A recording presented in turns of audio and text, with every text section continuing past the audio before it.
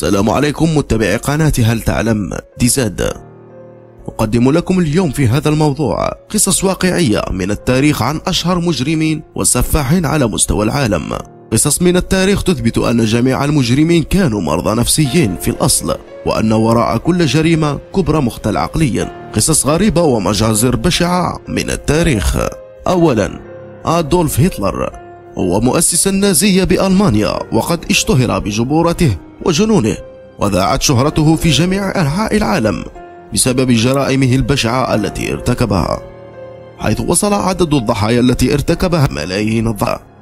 وقد اتخذ هتلر قرارا بإبادة شعوب الغجر في كل البلاد التي احتلها، وبني سجون ومعتقلات وأماكن مخصصة للتعذيب والقتل وعملية الإبادة لضحايا بأبشع الوسائل والطرق الدموية، حتى أنه كان هناك مباني كاملة للإعدام بالغاز ومباني لحرق الجثث. ولعل أشهر ما قام به هتلر من المجازر والجرائم هو محرقة اليهود التي عرفت تاريخيا باسم الهولوكوست.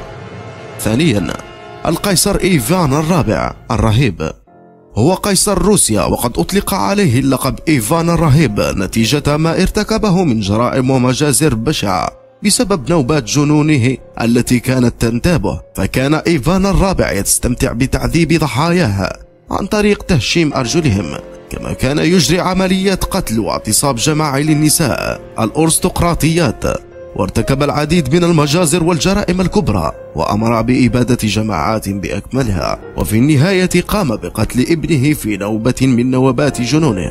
ثالثا، الملكة مارا الأولى من أشهر المجرمين على مستوى العالم، وقد تم إنتاج العديد من الأفلام الأجنبية التي جسدت هذه الشخصية أو تحدثت عنها وتحولت إلى أسطورة. وقد اشتهرت الملكة ماري الأولى باسم ماري الدموية، وذلك لكثرة جرائمها البشرية الدموية، فقد حكمت بيد من حديد واضطهدت الاصطلاحات البروتستانتية وعدمت الآلاف من شعبها حرقا. رابعا، المارشال الفرنسي جيل دي را السفاح هو من أهم القادة في الجيش القديسي الفرنسي جان دارك، والتي حاربت في حروب 100 عام ضد الإنجليز. وقام هذا القائد بقتل واغتصاب مئات الأطفال، حيث كان يعتمد استدراج الأطفال إلى منزله، وهناك يقوم بتعذيبهم بأبشع الطرق والوسائل الغير إنسانية، ثم يقوم بقتلهم وحرق جثثهم. ولم يتم التعرف على الآن على عدد ضحاياه برقم دقيق، ولكنه يتراوح ما بين 80 إلى 200 طفل، والبعض يقول أن عدد ضحاياه قد وصلت إلى 800 طفل. سادسا، نيرون الذي قتل شعبه بسبب جنونه. نيرون هو إمبراطور روماني اشتهر بالجنون والمجون، كان متعطشا للدماء بشكل لا يصدق، حيث قام بسفك دماء المسيحيين واضطهادهم، بالإضافة إلى قتل زوجته بتحريض من صديقته العاهرة، وحاول اغتيال والدته غرقا، ولكن نجت من ذلك، فقام بإرسال جنوده إليها وحرق جثتها. ومن أشهر الكوارث التي قام بها إحراق مدينة روما القديمة، واستمر الحريق